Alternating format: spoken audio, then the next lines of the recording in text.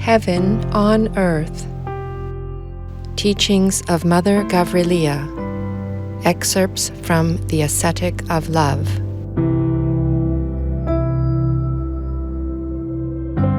On setting an example. Setting yourself as the good example for the other person is of the utmost importance. For what the other one needs is your example and silence and love. Nothing else. This is what experience has taught me, both for children and grown-ups, particularly for the grown-ups. If you happen to express an opinion, make a comment or pass judgment on whatever the other one believes or practices, you will be heading straight at his ego. And the ego will not admit, even inwardly, that what you are saying is correct. The ego does not want to be told anything by anyone else. Unfortunately, this is so. Therefore, keep your silence. Do not say anything until you are asked for your opinion. The Lord has said it clearly. Give to every man that asketh of thee, on all matters. They ask your opinion, then give it. That is my experience. Love and silence. With these two I am so happy, so quiet, so peaceful. I cannot describe it adequately to you. It is heaven on earth. I wish for nothing else.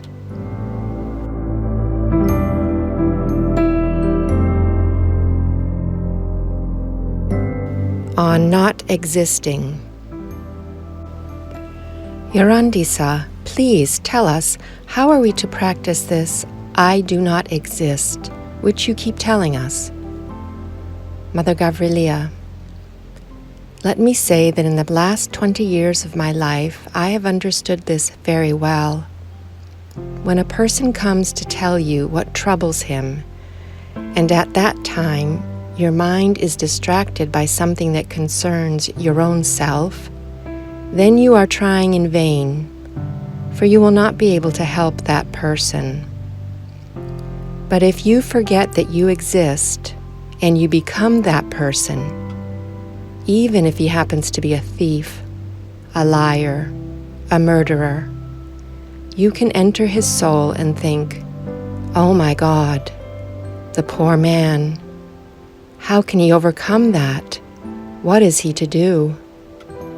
Then, in the state he is, without judging him, without condemning him, without hating him, you start telling him, didn't the Lord say that he became a man to ease the misery of man, to free him from wickedness and all such things?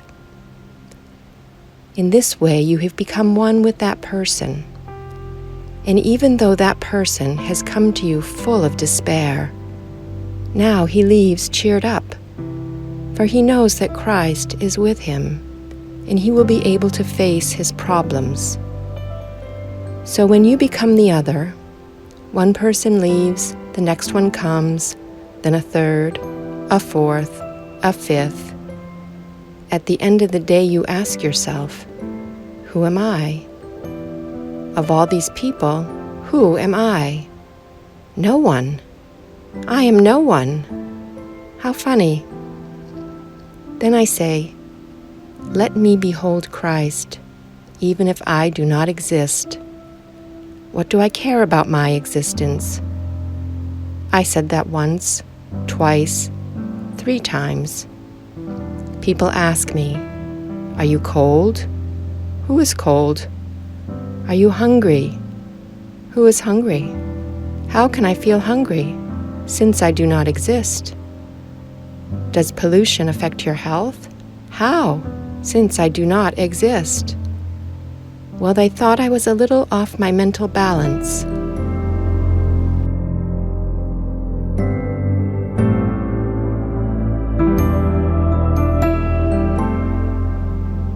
On the holy angels. The angels are always ready to help us. I have seen it happen with the eyes of my mind, even at the most difficult moments. When I was in India, jackals, a whole pack of jackals with their eyes glowing in the dark, rushed in my direction in the jungle forest, and God made me invisible to them as if I didn't exist. Wasn't that protection by the angels? What do you think? After such adventures, nothing frightens me. And something else, too. When we have love in our heart, the angels become our best colleagues. They are the ones to come when, at times, we ask ourselves, "Where am I to go? What shall I find there?" I traveled a lot in my life and happened to move from one place to another without any material security, but always with the protection of the angels. I used to say, as I still do, I am going from something good to something better, always gladly, even if it meant something worse or physically harder, because I know that it is in God's plan. This is what you should do all the time, my child. No matter where you are, no matter who is near you, no matter who offends or upsets you, no matter who loves you, everything that happens is in God's plan, and because of that, you will love it. Yorandisa, the secret voice that we hear many times, is it our angel? Yes, and we must become aware of it. We must recognize it clearly. Then little by little, God will grant us the power of discernment to put it into practice.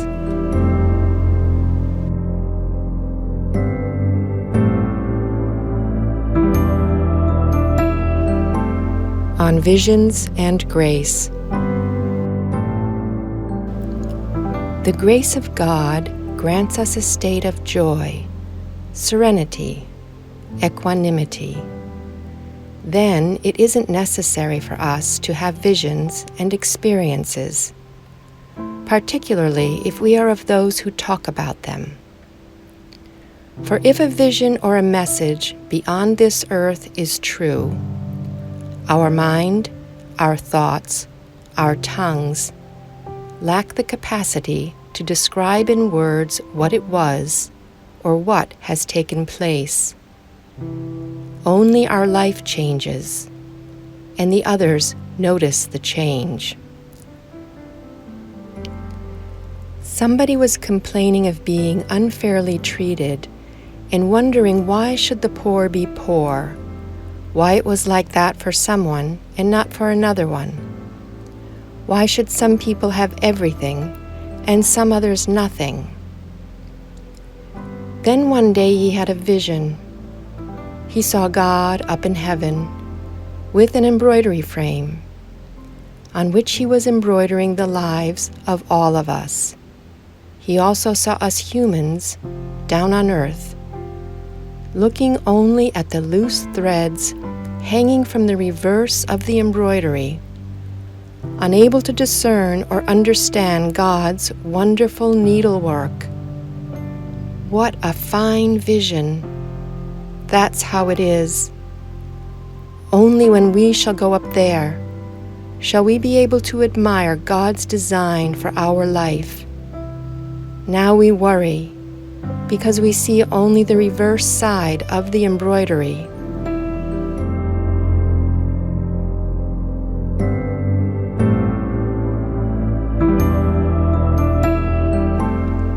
On God's will.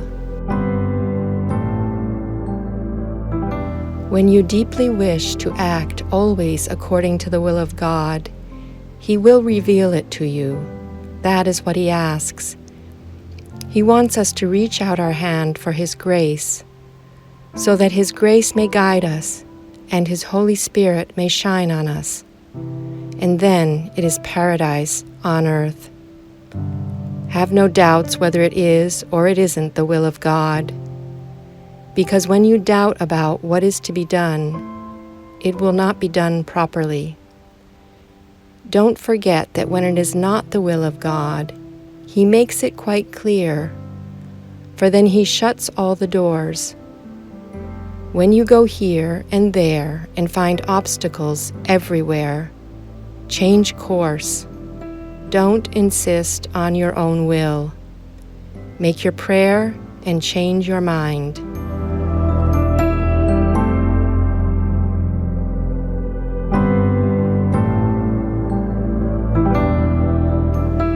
On the reverse and the unfair. Many times the Lord's will does not seem to be fair, acceptable, or agreeable to us. But when we understand that beyond everything stands a mountain, the mountain of His love, then we realize that things could only be so, in harmony with God's plan.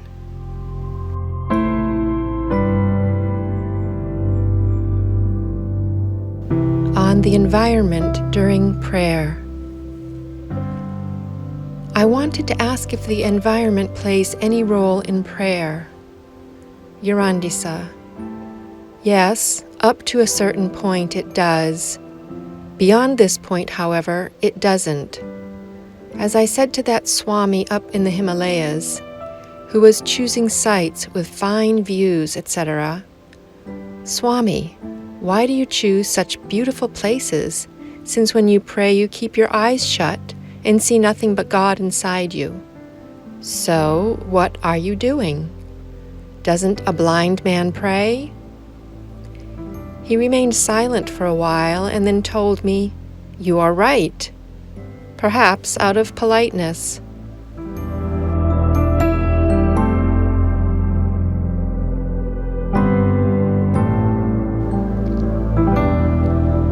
On silence to senseless talk.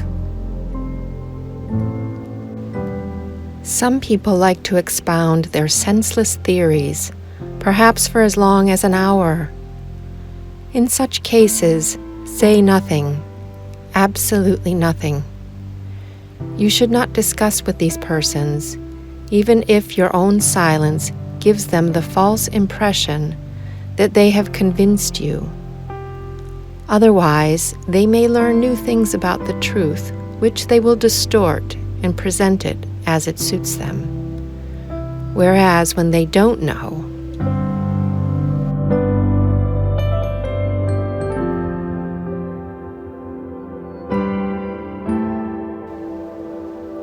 on gratitude.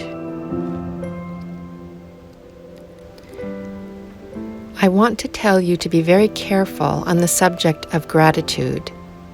Never expect gratitude from others. It is you who must be grateful, immensely grateful.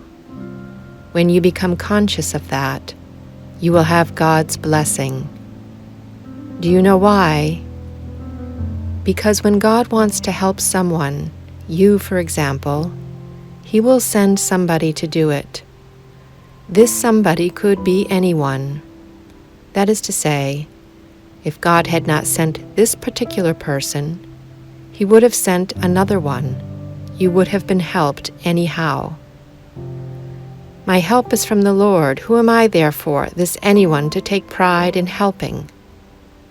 Sometimes we hear someone say, "If it weren't for me, this could not have been done," and other such nonsense. Whereas everything would have been done. Do you understand why? Because as we are told, God can make children for Abraham even out of stones, and send them to help the world.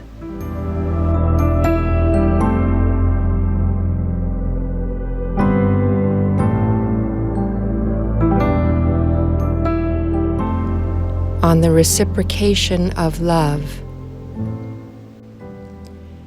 In friendship and in worldly love, there should be a response.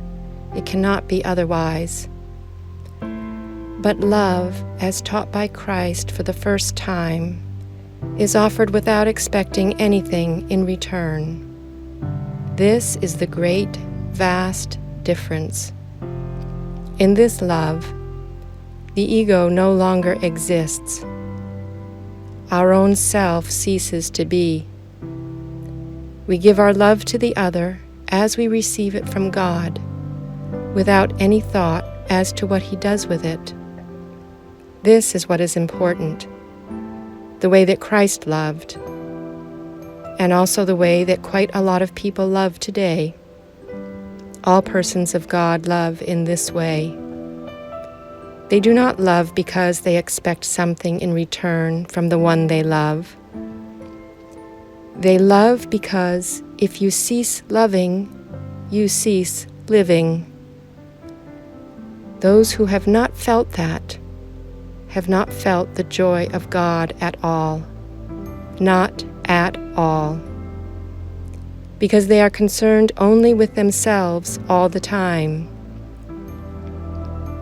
You see, I love this person so much and he does not reciprocate my feelings. I did so many sacrifices for him. You hear such nonsense so often. It has nothing to do with love according to God, which comes from the source of love, goes to the other, and returns to the source. Who am I to expect and wonder whether the other person loves me or not? Do we feel in union with God? What else do we want? This is our sole purpose in life.